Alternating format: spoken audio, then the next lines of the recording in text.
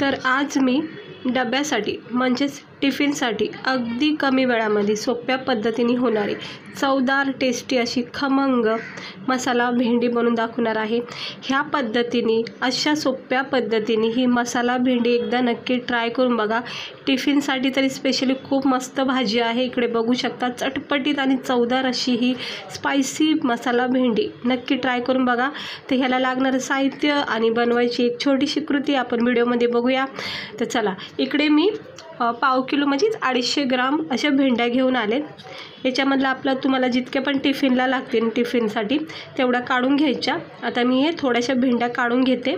याला स्वच्छ धुवून घेतलेलं आहे। मी ह्या चाळणीमध्ये बघा ठेवलेलं आहेत मी पाणी निथळायला। तर सगळं पाणी झालेलं आहे। ह्याला चांगलं ड्राय करून घ्यायचं, म्हणजे सुक्या कपड्याने याला भेंडीला व्यवस्थित पुसून घ्या। आता मी हे सगळं पुसून घेतलेलं आहेत, कपड्याने सुकून ठेवलेलं आहेत। ह्या अगोदर स्वच्छ धुवून घ्यायचं। एक पेपर आथरलेला आहे। तर भेंडीला काय करायचं, आपण 2 भाग करायचे। ही भेंडी मोठ्या साईजची आहे, छोट्या साईजच्या सुद्धा भेंड्या भेटतात। त्याचा फक्त मागचा पुढचा थोडासा भाग कट करायचा। आता ही मोठी आहे त्यामुळे याची मी 2 भाग करते। हे बघू शकता, हे अशा पद्धतीने मी 2 भाग केलेत। आता ह्याचे सुद्धा आपल्याला चौकोन भाग करायचे, म्हणजे 4 भाग करायचे। 4 भागच्या लाईन करायच्या। इकडे बघू शकता असे पातळ पातळ असे 4 कटिंग करायचे। मी तुम्हाला दाखवते। हे असे अगोदर 2 भाग करायचे मोठी भेंडी असेल तर, आणि मग ह्याला असं मधोमध कट करायचं। तुम्ही भेंडी गोल आकार सुद्धा करू शकता। आता हे 2 भाग झाले का, आता ह्याचे सुद्धा आपल्याला 2 भाग करायचे, इकडून एक आणि तिकडून एक। हे बघा मधोमध असं एक लाईन पाडायची। हे अशा भेंड्याला खूप छान वाटतात, खायला मस्त वाटतात। हे अशा पद्धतीने कटिंग करून भाजी करून बघा, मस्त होती। आता याचेसुद्धा मी असे मधोमध कट करते, म्हणजे एका फोडीच्या आपण 4 फोडी केल्यात। हे बघा अशा खूप मस्त वाटतात। तरी पण तुम्हाला आवडीनुसार तुम्ही गोल वगैरे कापू शकता। तर मी या सगळ्या भेंड्या आता कट करून घेते व्यवस्थितपणे। परत एकदा दाखवते। हे असं मधोमध कट करायचं। जर छोटी भेंडी असेल तर एवढाच एक पीस त्याचा निघतो, आणि मग त्याला असं 2 भाग आणि 4 भाग करायचे। खूप छान भेंडी लागते ही, टिफिनसाठी खूप मस्त आहे भाजी भेंडीची। ही वेगळ्या पद्धतीची मसाला भेंडी। आता मी या भेंड्या कट करून घेते सगळ्या। हे सगळ्या आपण व्यवस्थित कट करून घ्यायच्या। अशा पद्धतीने मी ह्या सगळ्या भेंड्या कट करून घेतल्यात। पातळ पातळ असे स्लाइस केले त्याचे, सुंदर वाटतात बघायलाच। तर चला आपण पुढची प्रोसेस करून घेऊया।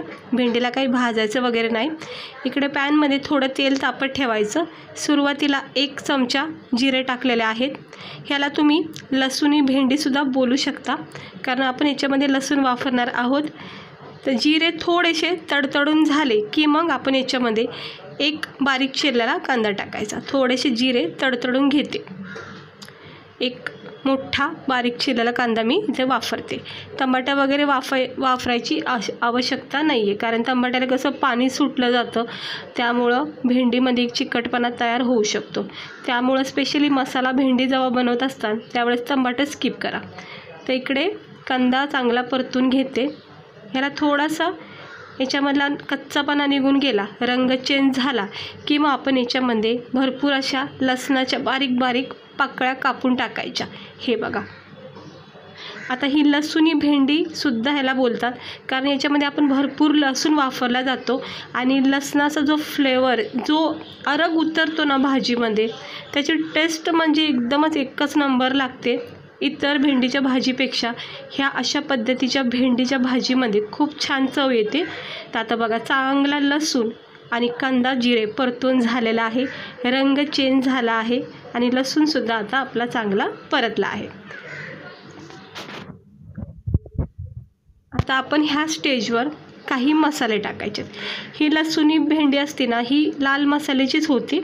ते आवडीनुसार तुम्ही इकडे तिखट वापरा। मी 2 चमचे तिखट वापरलेला आहे, कारण स्पायसी झणझणीत बनवायची। एक अर्धा चमचा हळद टाकायची, अर्धा चमचा धना पावडर किंवा 1 चमचा धना पावडर टाकायचं। त्यानंतर आपण याच्यामध्ये टाकणार आहोत 1 चमच्याच्या अंदाजाने गरम मसाला। आता मी गरम मसाल्याचं पाकिट आणून ठेवलं होतं, त्यातलं आता हे सगळं टाकून घेते, म्हणजे 1 चमच्याच्या अंदाजाने हा मसाला आहे गरम मसाला। इकडे बघू शकता हा गरम मसाला आहे भाजीचा, तर हा आपण वापरू शकता। नाही तर खडे मसाल्याचं पावडर असतं बघा, ते रेडीमेड भेटतं, ते सुद्धा वापरू शकता. आता हे सगळे मसाले व्यवस्थित मिक्स करून घ्यायचे तेलामध्ये. ह्या भाजीला तेलाची सुद्धा आवश्यकता नाही जास्त, थोड्या तेलामध्ये सुद्धा ही भाजी होते. आता चांगलं मिक्स करून घेतलं आहे. आता इकडे तुम्ही विचार करत असाल अजून मीठ टाकलं नाही, पण मीठ आपल्याला पूर्ण भाजी झाल्याच्या नंतर टाकायचे, त्याचं पण मी तुम्हाला कारण सांगणार आहे. तर आता हे सगळ्या जे भेंड्या आपण कट करून घेतल्या त्या सगळ्या याच्यामध्ये टाकून घ्यायच्या आणि हलक्या हाताने मिक्स करून घ्यायचं. सगळं अगोदर टाकून घेते. बघा किती छान कटिंग झाली आणि दिसायला किती सुंदर दिसायला लागली भाजी. आता हलक्या हाताने मसाल्यामध्ये पूर्णपणे कोटिंग करून घ्यायची. मसाल्याची एकजीव झाली पाहिजे भेंडीला. हे बघा असं मस्तपैकी याला मिक्स करून घ्यायचं. खूप छान लागते ही मसाला भेंडी, लसुणी भेंडी. आता हे बघा सगळीकडून चारी बाजूनी ह्याला मसाल्याची एक कोटिंग लागलेली आहे. प्रत्येक भेंडीच्या स्लाइसला मसाला लागलेला आहे.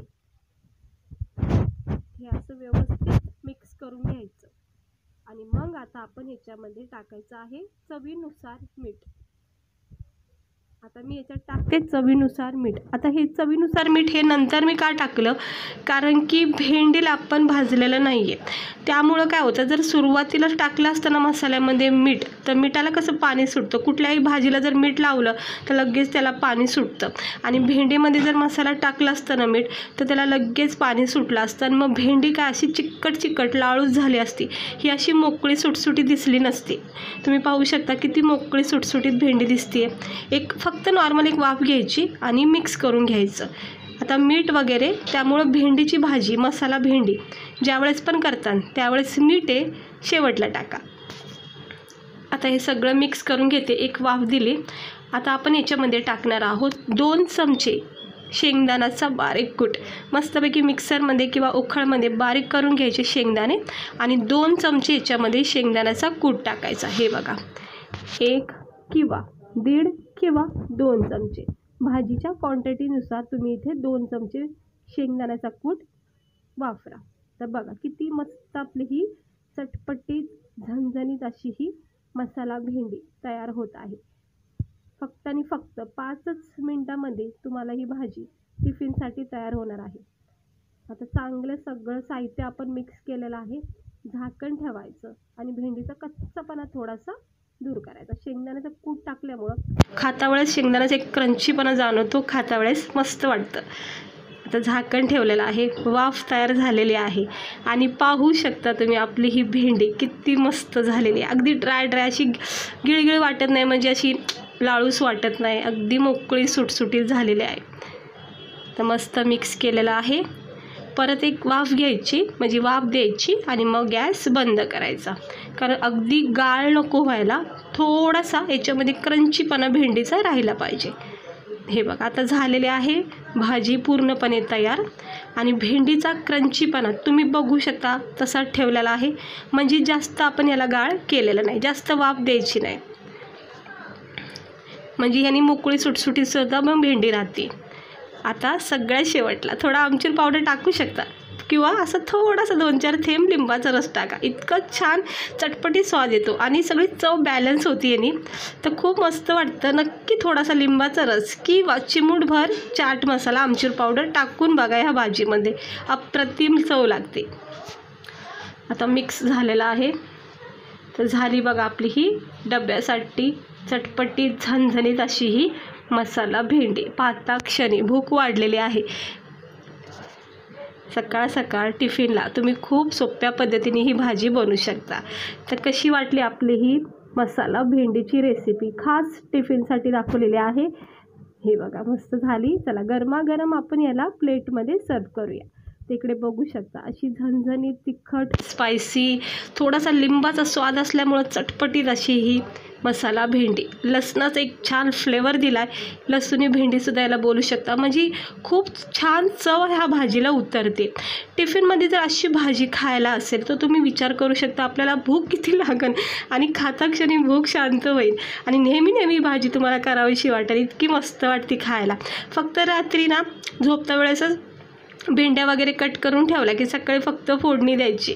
तर बघू शकता किती मस्त झटकीपट अशी ही मसाला लसुणी भेंडी मी तयार केलेली आहे टिफिनसाठी. आवडली असेल तर लगेच उद्या सकाळी ट्राय नक्की करून बघा, टिफिनसाठी आवडीने खातात. तर चला, भेटते मी तुम्हाला पुढच्या व्हिडिओमध्ये एका अशा छानशा रेसिपीसोबत. पहिल्यांदा बघत असताना तर चॅनलला सबस्क्राईब करा, व्हिडिओला लाईक करा. भेटते मी तुम्हाला पुढच्या रेसिपीमध्ये. स्वस्त रहा, मस्त रहा.